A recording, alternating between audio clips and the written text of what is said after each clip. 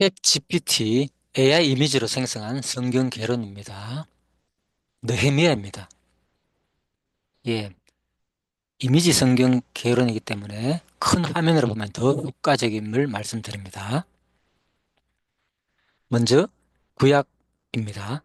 느헤미야는 구약의 역사서에 해당되죠. 이 역사서는 이스라엘 민족이 가나안 땅을 정복하고 사사시대를 거쳐 왕정을 수립하며 결국 바벨론 포로 끌려갔다가 귀환하는 과정을 기록한 책들입니다.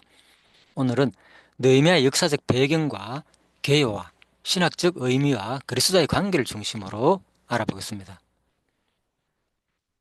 첫 번째, 느헤미야의 역사적 배경입니다.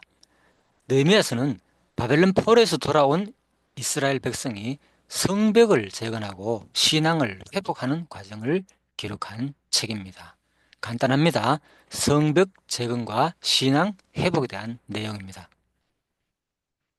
첫 번째, 바벨론 포로와 귀환 과정에 대한 배경입니다. 유다는 바벨론에 의해 BC 586년에 멸망합니다. 많은 그때 유대인들이 포로로 끌려갔습니다. 바벨론이 이 페르시아 바사죠. 페르시아에게 정복된 후 고레스 왕에 의해서 유대인들에게 귀환을 허락받습니다. 고레스 왕이 귀환을 허락한 배경은 에스라 1장 1절과 2절에 자세히 기록되어 있습니다. 바사 페르시아 왕 고레스 원년에 여호와께서 에레미야 입을 통하여 하신 말씀 에레미야 25장과 29장입니다. 이 말씀을 이루게 하시려고 고레스의 마음을 감동시킵니다. 그가 공포도 하고 조서를 내려 유다 백성이 예루살렘으로 돌아가 성전을 재건하도록 허락합니다.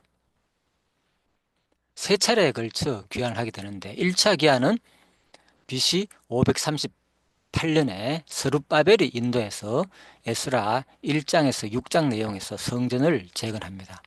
2차 귀환은 BC 458년에 에스라가 인도해서 에스라 7장에서 10장에서 율법을 회복하는 내용이 나옵니다. 그리고 3차 기한은 BC 445년에 느헤미야가 인도해서 성벽을 재건하고 느헤미야 1장에서 13장 전체 내용에서 이 성벽 재건하는 내용이 나옵니다.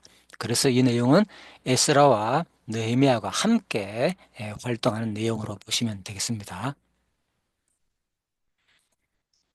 세 번째, 느헤미야의 사역이 BC 445년에 이루어지는데 아닥사스다 왕의 술 맡은 관원이었던 느헤미야는 예루살렘 성벽이 무너진 소식을 듣고 앉아서 울고 수일 동안 슬퍼하며 하나님 앞에 금식하며 계명을 지켜 행하면 쫓긴 자가 하늘 끝에 있을지라도 거기서부터 그들을 모아 돌아오게 하라는 이 신명기 30장 1절에서 5절의 이 기도를 하게 됩니다.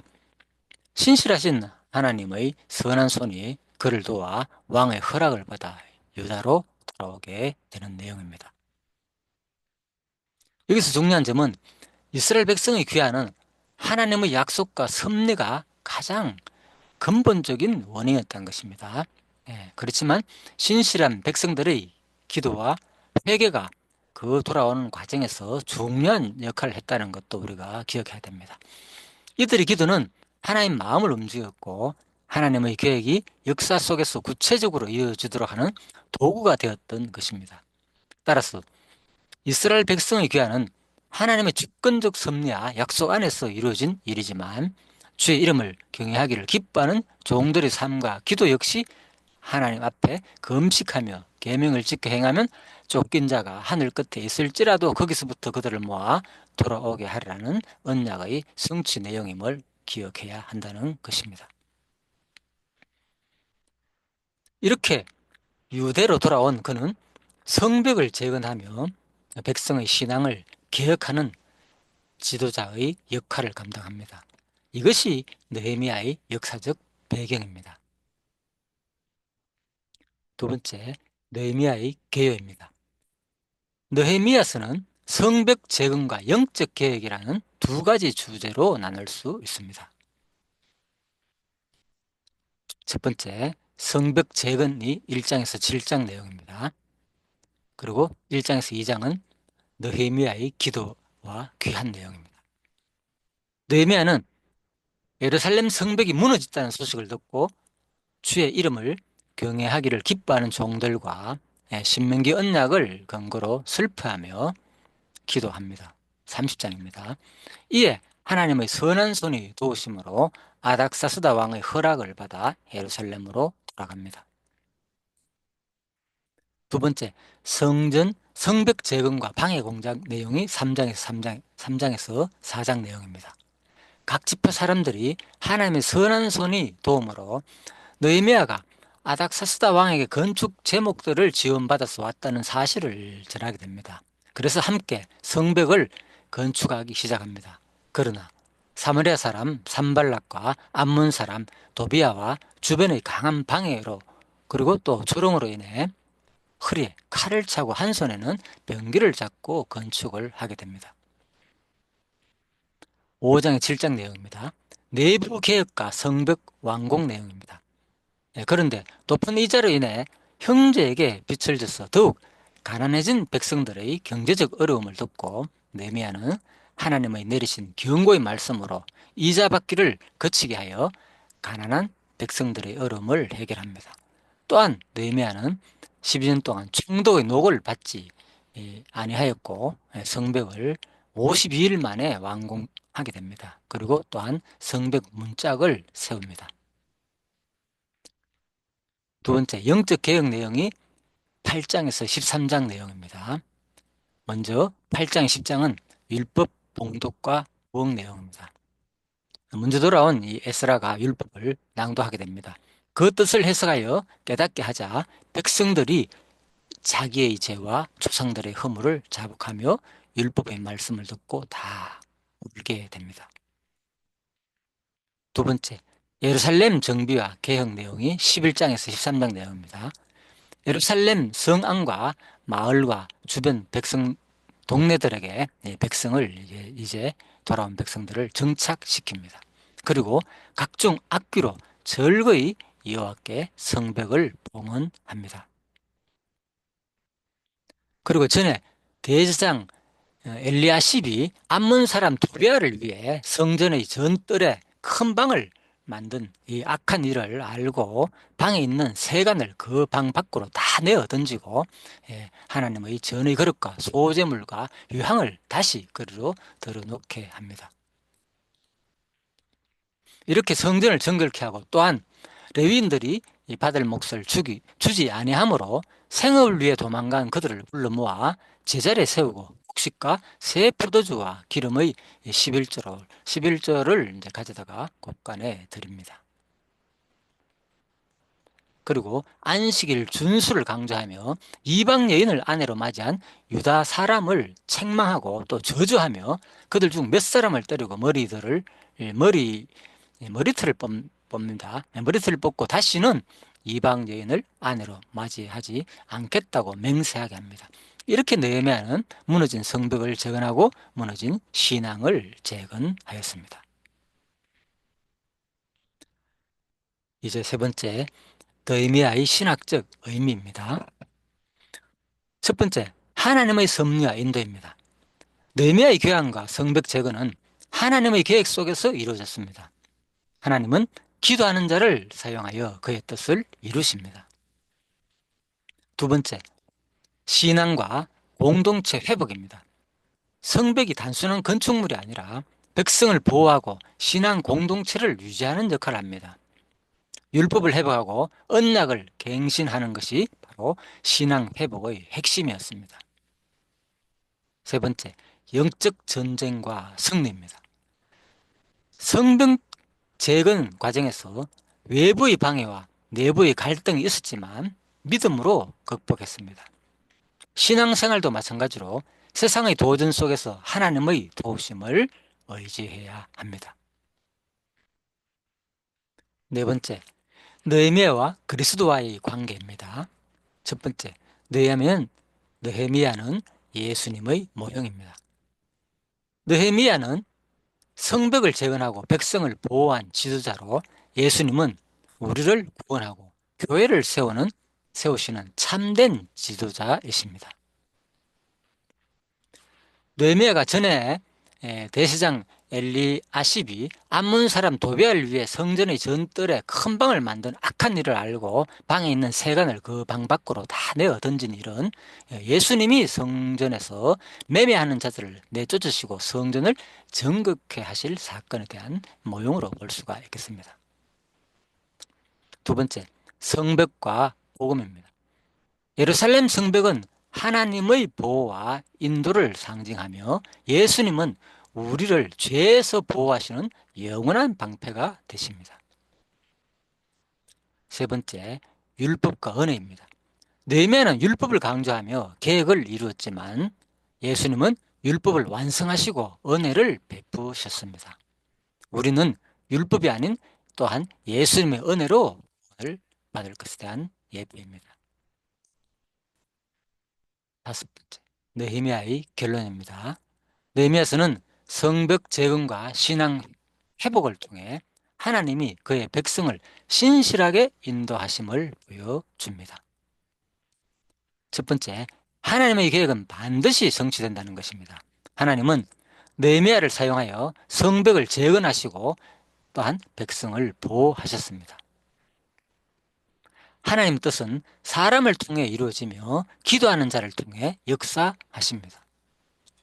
두 번째, 신앙 공동체는 말씀 위에 세워져야 한다는 것입니다. 성벽이 재건되었지만 율법이 회복되지 않으면 참된 부흥은 없습니다. 오늘날 교회도 말씀과 기도를 중심으로 세워져야 합니다. 세 번째, 예수님 안에서 완전한 회복이 이루어진다는 것입니다. 느헤미야의 계획은 인간의 연약함으로 인해 완전하지 않았지만 예수님은 완전한 구속을 이루셨습니다.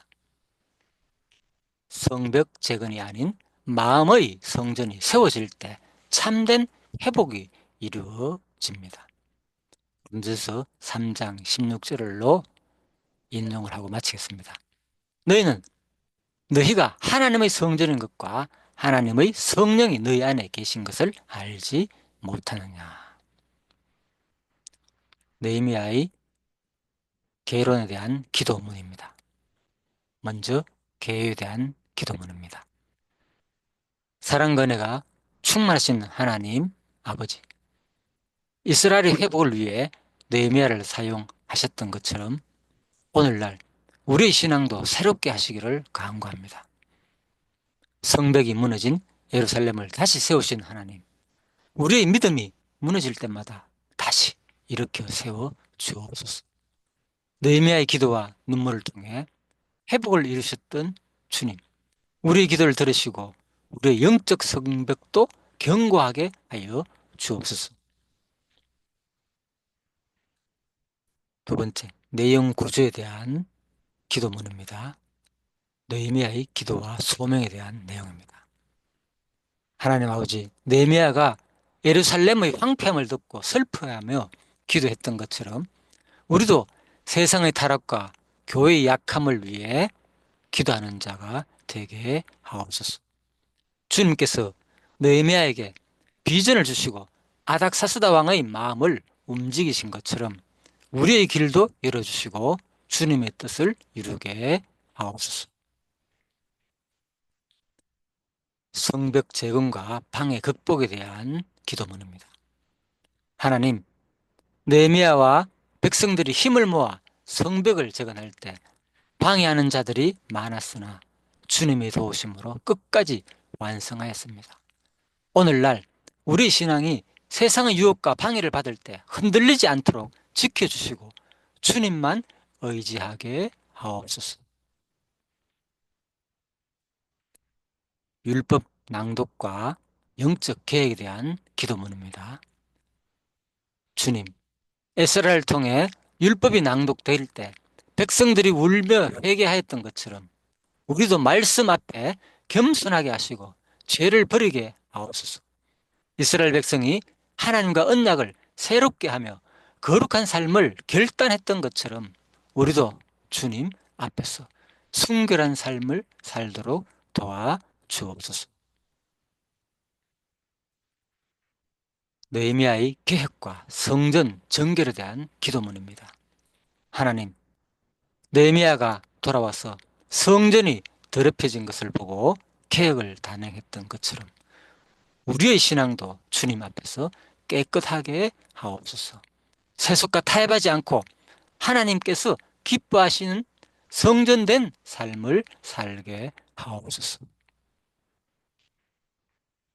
신학적 주제에 대한 기도문입니다. 하나님 아버지, 느헤미야를 통해 기도와 헌신, 믿음과 순종이 얼마나 중요한지 배우게 하시니 감사합니다. 우리가 영적 성벽을 재건하고 말씀을 중심으로 살아가며 주님의 거룩함을 지키는 삶을 살게 하옵소서. 교회와 가정 그리고 우리의 마음이 주님의 성전이 되게 하시고 세상의 유혹에서 멀어지도록 인도하여 주옵소서. 그리스도와의 관계에 대한 기도문입니다. 주님, 느헤미야가 예루살렘을 회복한 것처럼 예수 그리스도께서 십자가를 통해 우리를 구속하시고 새 생명을 주셨습니다. 성벽이 무너졌던 예루살렘을 다시 세우신 하나님께서 우리의 죄로 인해 깨어진 관계를 예수님 안에서 회복시켜 주셨습니다. 그것을 우리는 믿습니다. 느헤미야가 성벽을 세웠듯이 예수님께서 우리의 믿음의 기초가 되시고 우리가 주 안에서 든든히 서게 하옵소서. 결론에 대한 마지막 기도문입니다. 하나님 아버지, 느헤미야를 통해 배우게 하신 기도와 헌신을 우리의 삶에도 이루어 주옵소서. 믿음의 성벽을 견고하게 하시고 거룩한 삶을 지키게 하시며 예수 그리스도 안에서 참된 회복을 경험하게 하옵소서. 성령님께서 우리의 길을 인도하시고 날마다 말씀과 기도로 나아가는 자 되게 하옵소서. 예수님의 이름으로 기도드립니다. 아멘.